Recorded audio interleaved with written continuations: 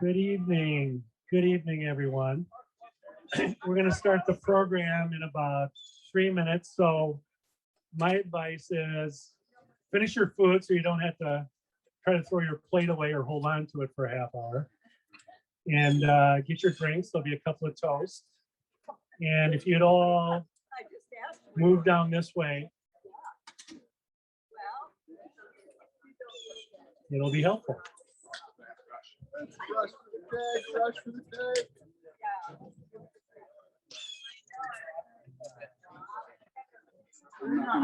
You're on the Zoom recording. See? Oh, I see. Oh, he's gonna be live. It's on the shower there. No, that's the shower head. Where is it? Is that Right where it is? here. In front of you. Oh, here. The one that's right in front of me. So why don't you pull the mic up so you're more important than me. That again is self-evident. How does this work? I would tighten up this thing. Okay. So I'll turn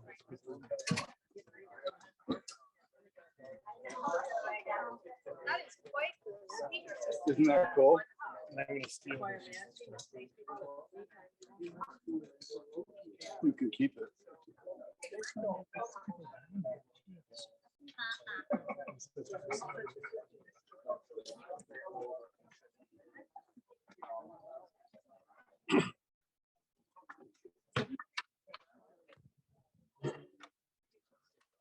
Okay, are we ready? Who who here just saw the balloons, knows nobody here just came in for a free meal?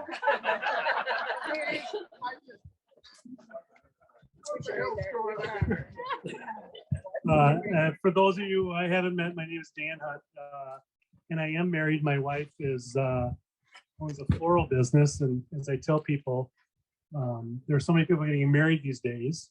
It's like August 1945. Everyone's got married. Now everyone's afraid there's going to be another shutdown, so even more people get married. So I don't even know if she'll be here tonight, but rest assured, everything you see is because of her. This party came about because Mark mentioned to Pat's daughter, Pat, where are you? That he was going to retire, and Pat implored him to have a retirement party, which Mark resisted, but Pat prevailed, and Mark decided to have a party. And he, a little while later, approached Marcia and I and said, would you host it at your house? Because you got a big backyard. I said, we'd love to, Mark. No, you didn't. You said, let me think about it. Yes. So step out of character and try not to speak. So, and I said, God, we'd love to. I said, would you like me to be the MC?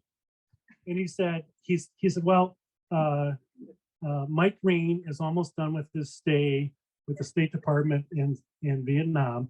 And if he's home, I'd like him to be the MC. I said, fine. And then the next day I got an email from Mike Green. And he said, Dan, Mark approached me about being the MC for his retirement party. And, you know, I don't know if I can be back. Maybe I can be back, but do me a favor, go to my mom's house and get my yearbook from Vanille and take a picture of Mark's senior picture and send it to me, because I think I know this guy, but I'm not really sure.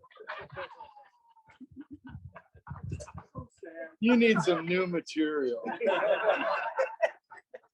So I've added some things to this, and I had my wife made me take part of one thing out, which I thought was hilarious. And if it's not hilarious with how she edited it, then it's her fault.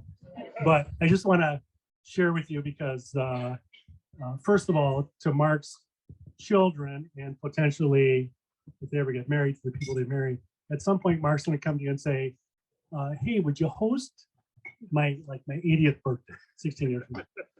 And I won't go through all you have to go through to get to the end of it, but then he'll say something like, I'll be there at 3:30 the day of the party. Okay. So it must have been the other time zone, because at 3:30 I was the only one here. There's a message there. Yes, there is. The 6 weeks leading up to this, so when Mark has areas of his life where he's incompetent, like mechanical things or planning things. And so when he's involved in something like that he's incompetent, he asks questions like he's not incompetent. So I've had 6 weeks of him saying, well, did you think of this? Did you think of that? I'm like, okay, whatever. And then he calls me yesterday morning and I've got all the name tags printed out sitting in front of me. And I had accidentally spilled coffee on one of them. So I had to reprint one sheet, which turned out to be a lot of trouble. And I get it done, and then Mark calls and he's talking to me. And you know, when Mark talks and he's talking about something, and it doesn't matter if you're listening, you just have to occasionally go fabulous because he doesn't care. He just wants to know someone else there. So he's talking about something fabulous, and I'm like looking at my desk, and he says, so what do you think about that idea? I'm like, shit, what did he just say? I go, about what? He goes, the name tags. I go, what about him? He goes, so I want you to print them and I'll send these little things that go on the bottom of the name tags, how I met these people. And I'm holding the name tags I just printed out. And I go, that's a fabulous idea. He did say that. So I have known Mark since October 1975. It was downtown bar hopping with Mike Rain, a grade school friend of Mark's. This story again? And it only gets better with time.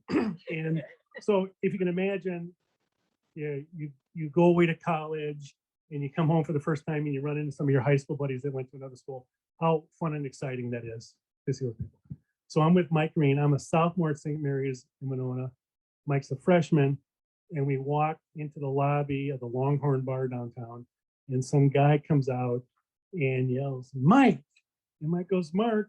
And they're hugging and talking. And at that point in my life, the personality type I did not like was someone who was very fat, very like almost, Italian. But very demonstrative.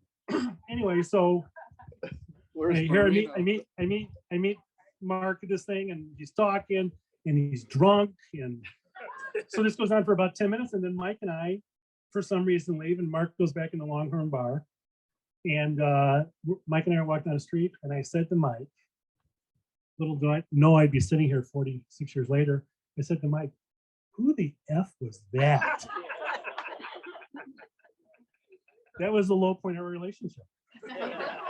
For you. So let's do, most of you've got something on your name tag, but let's do a little census here. So the person who's known Mark the longest is his lovely mother, Mary, who's seated right there. Mary just recently celebrated her 90th birthday, which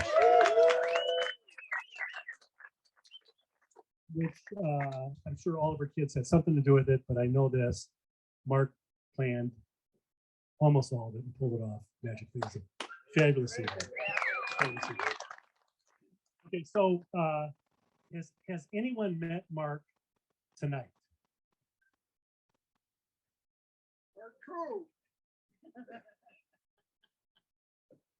Why are you holding back? Because it's not a pleasant experience. Have you? You met Mark tonight? Yes. It's yes or no. Did you meet Mark tonight? Yes. Oh, you see, I thought that was your brother Jim who laid on you. That was my brother Jim. Oh, yeah. Tonight's my first night. Okay. Oh, okay. Good. Who knows Mark from grade school, elementary school? Don't be shy. Put your hands up. Lots over here. Oh, okay. Fabulous. Who knows Mark from summer activities during grade school, like park activities? Any of these? Lyndhurst? Any of these people go on that trip to Swamp Lake with you back in 1972, No. was it, or 68? 71, yeah, 71. no. Okay. How about went to high school with him, with Vanilla St. Margaret's? There we go. Mark Bowden. Pat Sauter. That's on. And who else? So I saw a number of people who got Washburn on their name tag. How many people from Washburn are here? class of 75. Thank you again. Okay, that's all the popular people back there.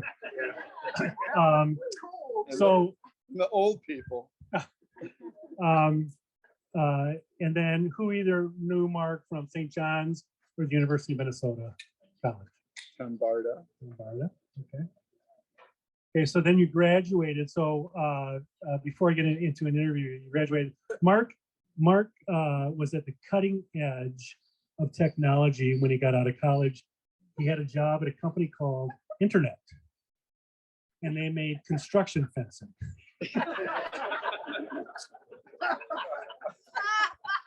And Now that's vision. who, oh, I almost forgot. His kids wanted to jump in and say something. Danny, where are you? You want to say something? Okay.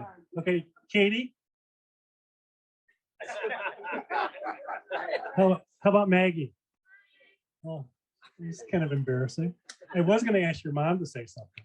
She could say something. Just I bring was the, told I didn't have to speak. There you go.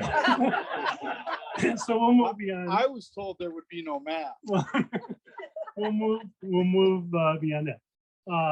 And then I know there's a number of people here that have worked with Mark over the years. You can just put your hand up. Caterpillar, Cargill, Cargill. What was the bank in Milwaukee? First Star, First Star. Signature, Ziegler. You were asked to move on quite. Okay, so I'm gonna do a little interview with Mark, but before I do that, the funny thing I had late on night, it was spectacular, was because he's so colorful, I've often said to him, it's not that I want you to die before I do, but God, I'd love to do your eulogy. And so 2 years ago, we're up fishing, and either his son Danny, who's my godson, or my son said, well, you should record it now. So I've been thinking about it, but now I look around the crowd and I think, you know, at his funeral, maybe half these people will be there. So I just want to run a couple stories by you, and then you tell me which one you like better, and that's the one I'll include in the eulogy. So the first story is when Mark went from his job at Internet to a job at Jelco, which was a professional job. He had to buy some clothing. We were living together in South Minneapolis, and between the two of us, we were probably worth about $20. So he has to go to Dayton's to buy clothing. He goes, would you go with me? I go, sure. Well, little did he know, I just wanted to go there and see how much money I could get him to spend. So I think he bought $400 worth of clothing that night on credit. And he liked to have a lot of dress shirts because he didn't like to do laundry. So like he would have 15 dress shirts, and he would go to the laundromat on the 15th day and wash his clothes. And he didn't like to iron, so he would pull the shirts out of the dryer when they were, you know, almost dry, and hang them up.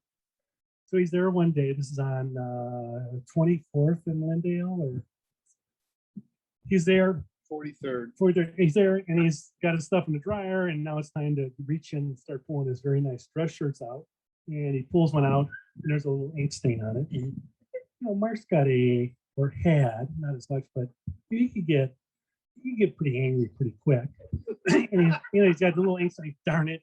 Hangs his shirt up, grabs another one, another ink stain, grabs another one, another ink stain. Well, then he discovered that there was a pen in the dryer. So every shirt was ruined. And he stood there and he grabbed the dryer door. I'm not going to say the full word, okay? And he said, F, and slammed the door. And the dryer door closed and bounced back in his hand. F, slammed it back. F, slammed it. And by the time he's done and he's got a sister, he turns around and everyone who had been in the laundromat had backed out the door and was looking in the glass. So that's story number one. Story number two, he's either moving to the U to a dorm or moving back home. Everything packed in the car. And he's getting either getting on an on-ramp, and the car's packed. And the next thing he knows, he's pinned against the glass because he put his barbells in the passenger side and he had to turn the barbells. So he's trapped. So which story should I include? in his eulogy? Short barbells? That was so low. Appropriate, but low. Okay. So now we're going to do a little interview and then a couple more things. And this will work best if I'll just yell the things out and then you've got the mic because they really want to hear your answers. If you shake the mic, it makes noise. Well, that's a good idea. So this usually, I've done this many times, that usually you have to say to people, when you answer these questions, more than yes or no help, but I don't think we have to do that with Mark. So why don't you start with What do you mean? where you're born, when you were born, and kind of Really? kind of like a wind up. Yeah. So they know you. Yeah. That's why I asked the question, because I want you to answer yes. Don't give up your social security. Got any Thank you, passwords? Jason. Thank you for that advice. I appreciate the guidance. I was born on today's date, August 5th, 1957. And we were living in Wells, Minnesota, which is south of Mankato, about a half hour, something like that, in a very rural agrarian farm town. Pull the mic closer to you, closer.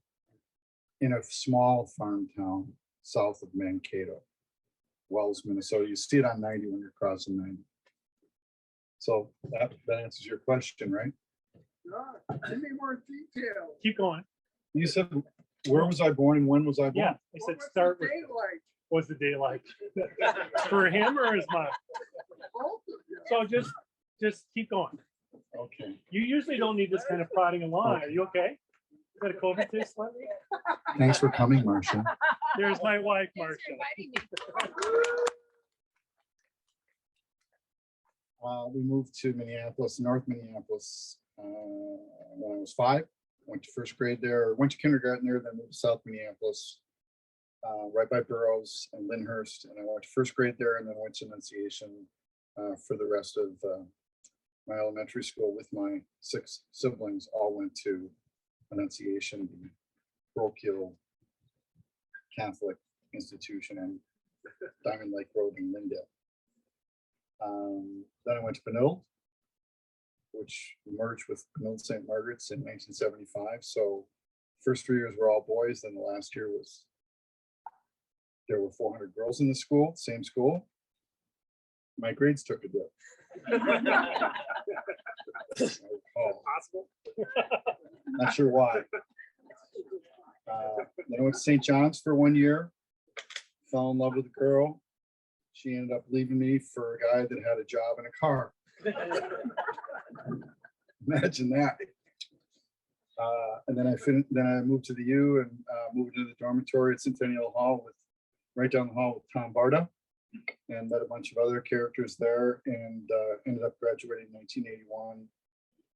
And shortly thereafter, found the job at Jelco. Can you take us to your semester in Europe? Because that was in 1979, 1979, and studied French. how many days did you attend class in that semester? I'm no bookkeeper.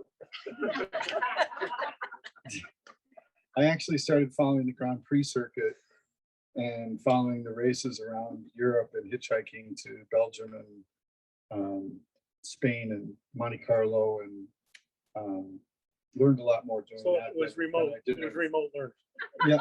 Yes. And I came back to Paris every once in a while and sent my parents an airmail message from, with the Paris post stamp asking for more money. But I learned a lot there, and went back there in 2016 with my mother and my wife and her brother, and we stayed about across from the Luxembourg Gardens from where I lived in the student housing there, and had a great time in Paris. So, and I'm going back.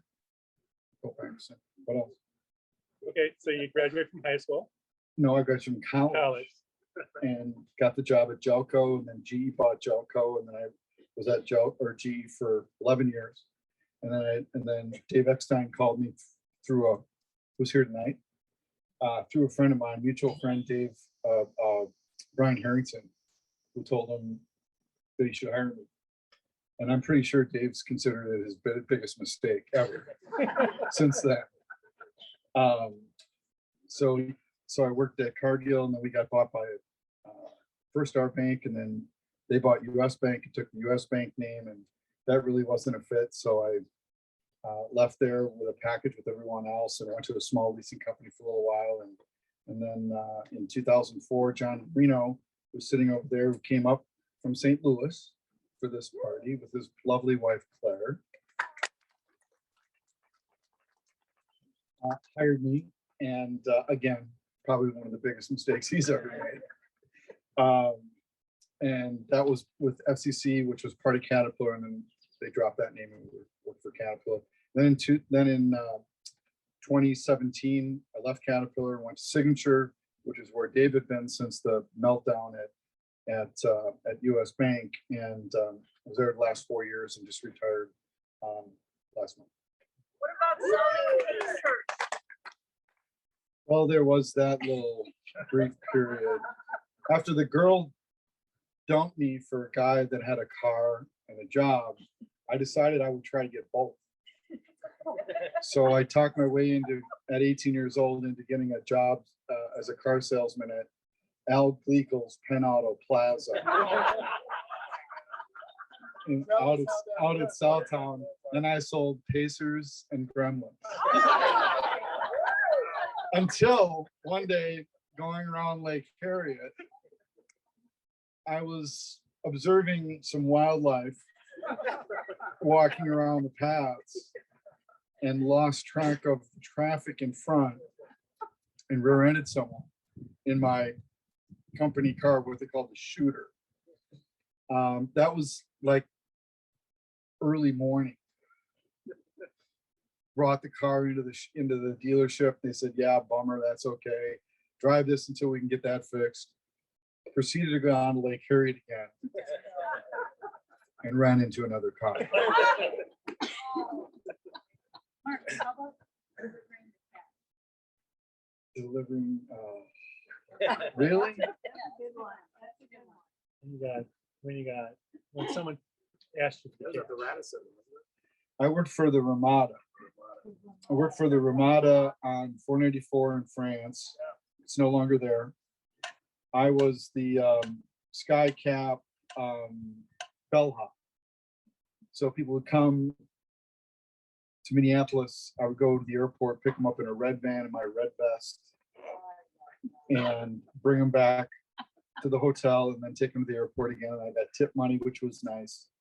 And one day they said, part of the routine is, I just started there, is, at the end of the weekend, you take, on Monday, you go to the bank with this zippered envelope and you drop it off the bank, and then you go to the airport and you pick the next guy up. So I did that, pulled in there with my red van and my red vest, got out, started walking up to the bank, and this was Norwest Bank. Yeah, it was called Norwest back then, or it was called actually First Bank, I think. And right at 494 in Southtown, and a Mustang pulled up, and the guy with the mask jumped out, had a handgun, came up, pointed at my head, and said, "Give me the money." I gave him the money. And the police came, the FBI came, because it was a bank robbery on bank property. And they said, "So how long you been on the job?" About a week. How old do you guess what these guys were? About 19, 20, something like that. How old are you? 19. Okay. Okay. Why don't you come on downtown with us? So about 3 hours later, they finally figured out that really I didn't have anything to do with it. And so they said, we'll take you back to work. So we're on our way back to work, and we get close to home, or close to the hotel, and some call comes over the radio: suspect seen in the vicinity of the crime.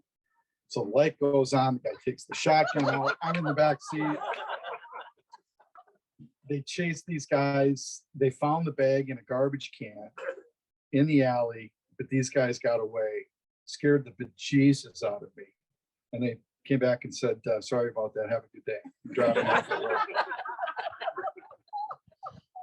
And I asked the manager, I said, so can I go home for the day? And he said, well, your shift's not done.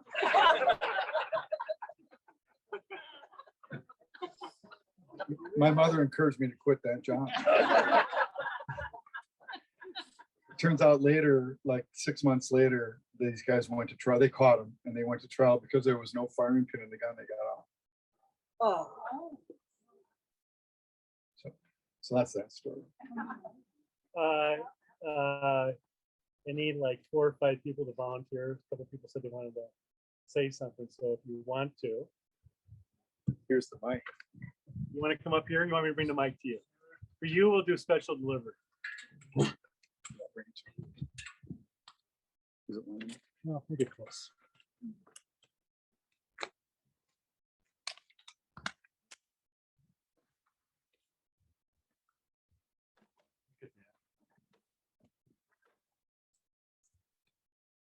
This is my friend Jason Seife, whom I met in 1986.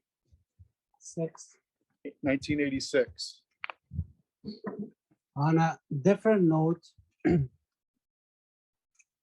Mark is a loyal friend, a very good friend, very reliable.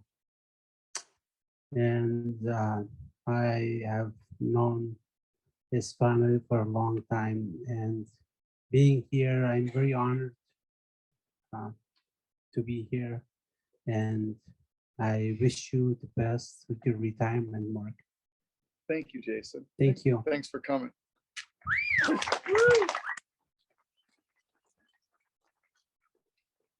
I forgot to say that you get like a minute most. We might cut you off.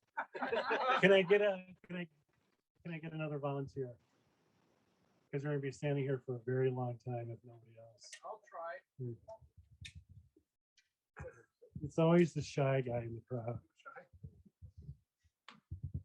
I'm not, is it, it's still on? I can't hear, I can hear it a little bit. Is it okay? Yeah. I want to turn it off still. Okay. So it's just me. Okay. I'm not prepared for this, okay? But we're having such a good time that I play hockey with Mark. And in the parking lot, we have a bunch of beers, and he's always telling me about stories of going fishing somewhere or canoeing up in Canada and It's not true. all these different things, but I've never seen any pictures, so I don't believe it. I can assure you, he doesn't catch fish. but he Okay. does fish. But here's the thing. Let's see if I can get this right. If Mark tells you people out here that he plays hockey, don't believe him. Because I've watched him play. Thanks so much, Cal. Thanks, Cal. Cal is 74 and still playing hockey. Now, is that inspirational or what? So I'm Anne Murray. I am the eldest, Mark's oldest sister. And I think the thing I want to say more than anything is how much I love my brother. Yeah. And I love him for many reasons, but mostly because he has helped me with everything that my brain didn't get and he got. Like a sense of direction, most common sense, and an incredible sense of humor. He makes me laugh every time I talk to him. I love him because he channels my father, and because he reminds me that my father introduced us all to fun, and that we always have to have an adventure plan, and we still do.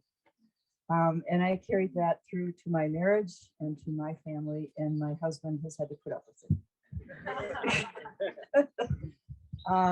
Mark is completely and totally loyal to our family, and especially to my mother.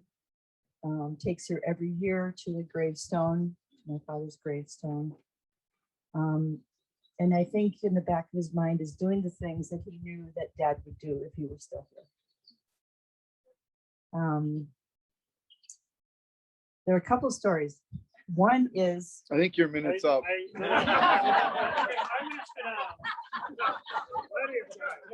okay,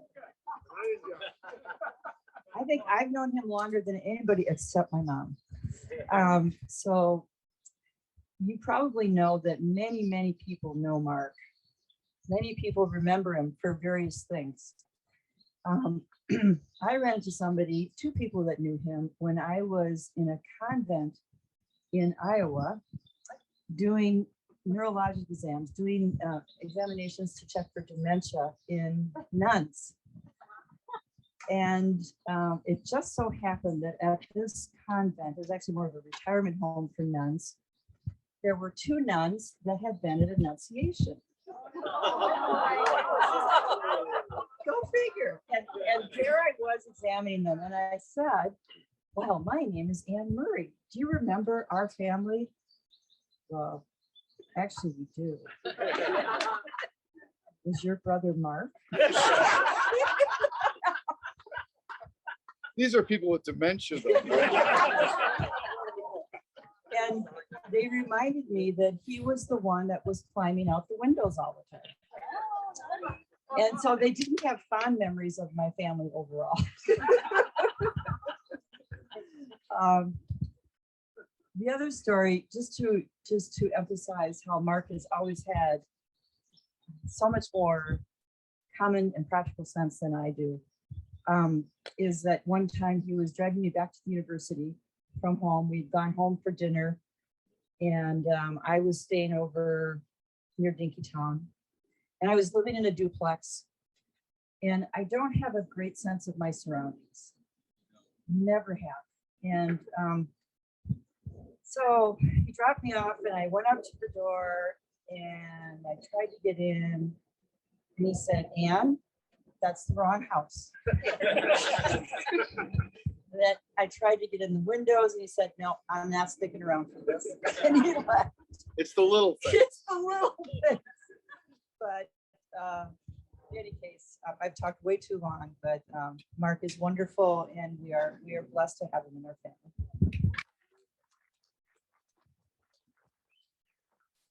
Anyone else?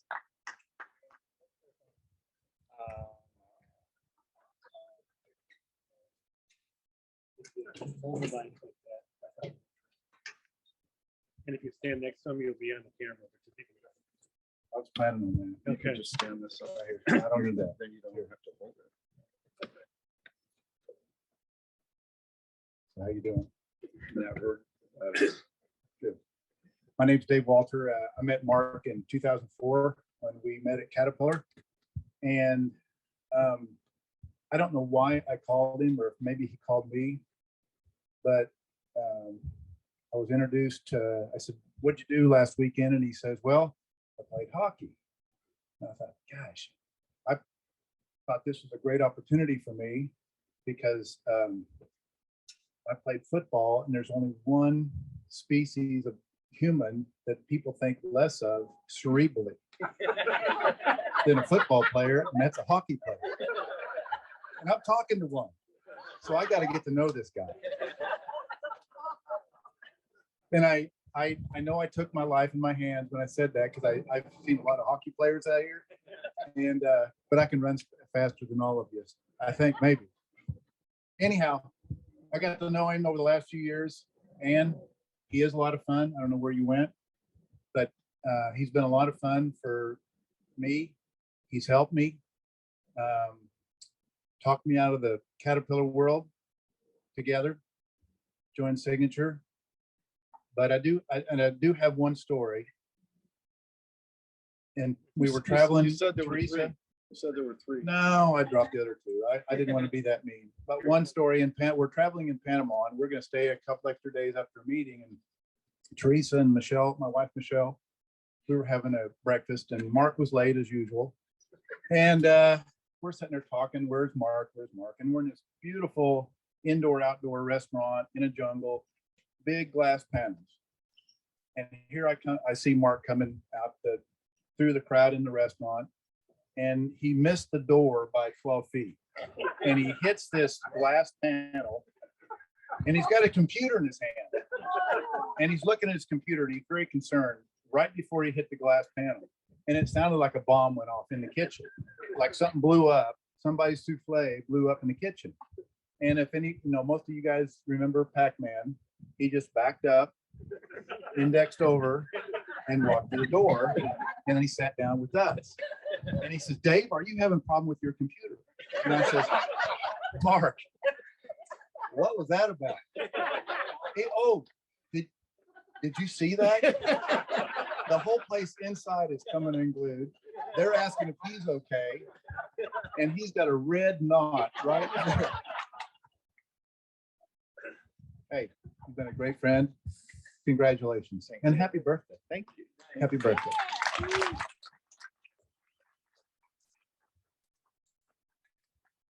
Anyone else? Okay. Are you having fun yet? Okay, a few more items and then Mark's going to talk for a little bit and then we'll get back to party. So first of all, I need to say all this done here wouldn't have been here if it wasn't for my wife. And 24 hours ago, she was in the hospital because of reaction to multiple bee stings. And here she is today. Thank you.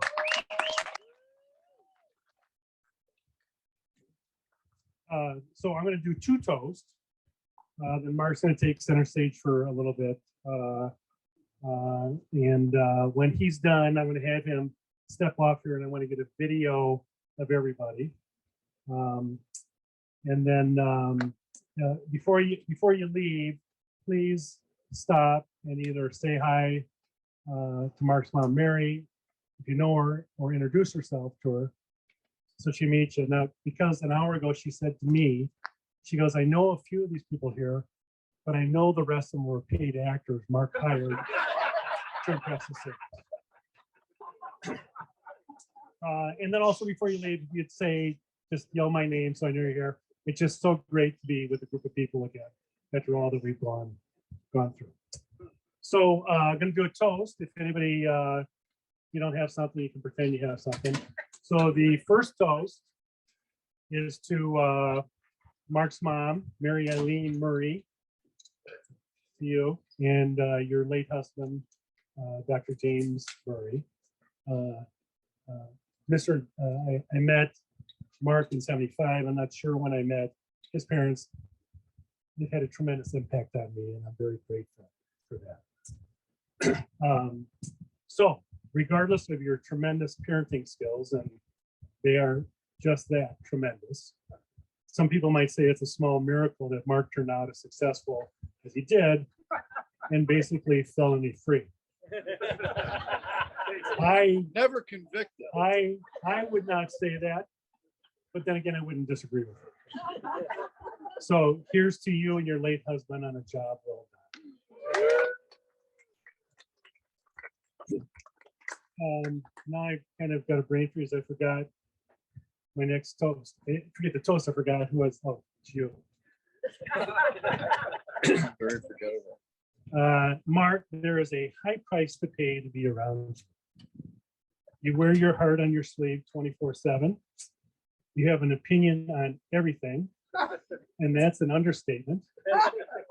A person can hardly catch their breath when they're with you because you never slow down. That said, the world would be a much better place if there were more Mark Murrays.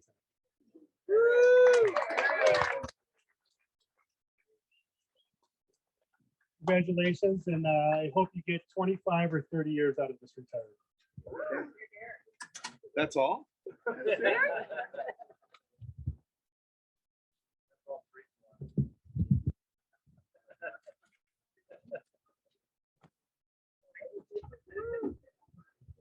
I'll make this, as you know, as most of you know, I'm a man of few words. You get 2 minutes.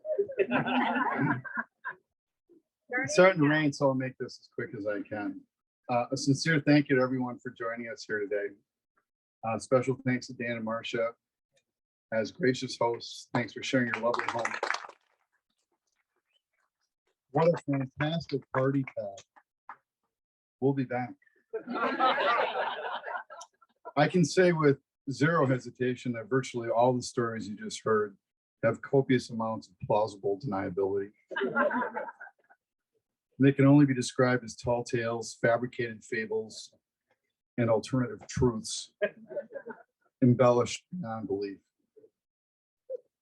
While I'm indeed celebrating my recent retirement and 64th birthday today, this gathering is really just a great opportunity for me to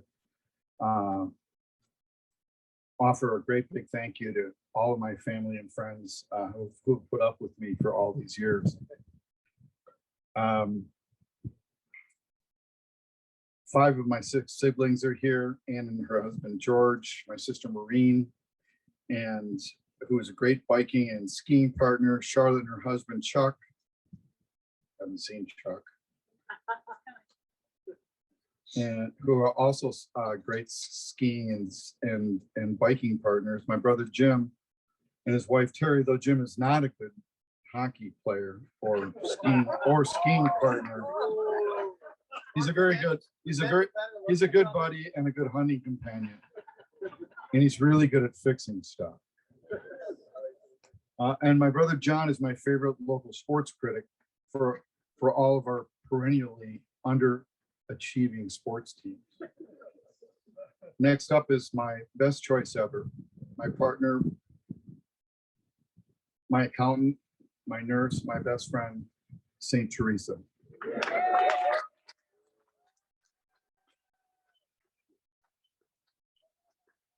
We've weathered many storms together and overcome them all, including a brain tumor, heart attack, childhood cancer, and we're still going strong. Thank you. Our son Danny and my daughters Katie and Maggie have very bright futures and make us proud every day. My mother is my mother-in-law is a spry 87 and is not slowing down. She's always been kind to me, which is very hard to do.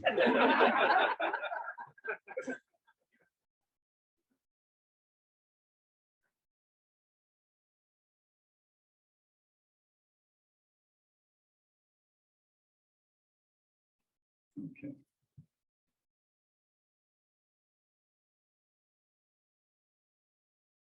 Lost my place. I'll find it. Senior moment. It's a senior moment.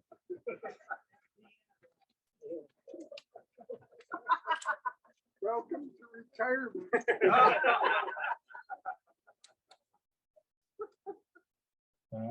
I've been blessed with many friends, many of who are here tonight, many of who are not here tonight. And trust me, more friends is definitely better. More friends means more fun. Friendships need to be nurtured and fed with time, effort, and kindness. Here tonight are my skiing friends, my hockey friends, my hunting friends, my fishing friends, my fellow music fans. I have friends from all walks of life. My friends from work, John Marino and his wife Claire came here from St. Louis. He was my manager at Caterpillar. Very happy and proud that they're here. And my friends Dave and Michelle Walter are here from Caterpillar, friends from Caterpillar. Dave may have the nice story about what was largely inaccurate, but I still love him. But Nate drove up here from Wichita. And John Seibel and Dave Eckstein are here from Cargill and from Signature. 3 former managers of mine, as well as Stan Erickson from Ziegler, who really wasn't a manager of mine. I would describe him more as a handler. And I got to tell you, there's some growth areas. And my good friend Tim West and his wife Daphne are here from Portland. He is my best skiing buddy and fishing buddy, and we're heading out to Portland to fish the Deschutes in September, and that's my next adventure. And as Ann mentioned, always got to have at least one adventure teed up. And I'm working on a number of additional ones. And from what I can tell, my schedule is wide open.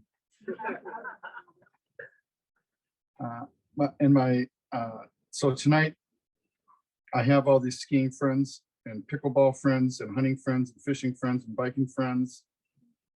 And in closing, I'd like to ask you to be purposeful with your friendships. Take the time, make the time, find the time, make a mark with your friends. Everything gets better with more friends. Invite yourself to their outings. I do.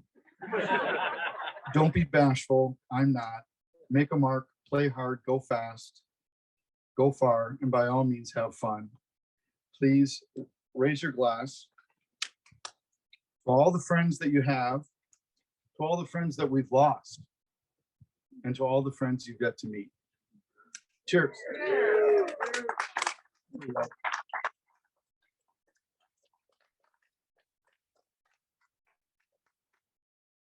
Nicely done, Mark. Thanks, Bobby. Thank you for riding, Mark. So why don't you go down with your mom and mother-in-law, then we'll do this little video and then we're done with the Okay. formal part of paying homage to you. And we'll get back to the damn party.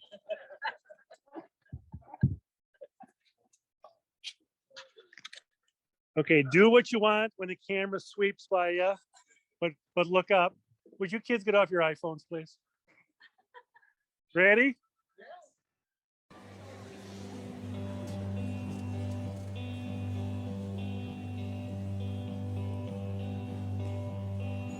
Fall is here, hear the yell, back to school, ring the bell, brand new shoes, walking blues, climb the fence, books and pens. I can tell that we are gonna be friends. I can tell that we are gonna be friends. Walk with me, Susie Lee, through the park and by the tree. We will rest up on the ground and look at all the bugs we found. Safely walk to school without a sound. Safely walk to school without a sound.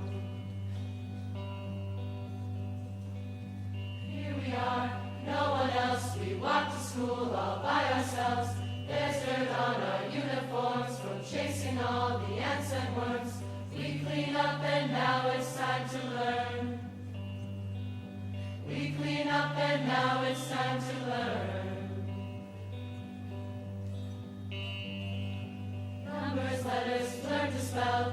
Nouns and books and show and tell. Playtime we will throw the ball. Back to class, through the hall. Teacher marks our height against the wall. Teacher marks our height against the wall. We don't notice any time pass. We don't notice anything. We sit side by side in every class.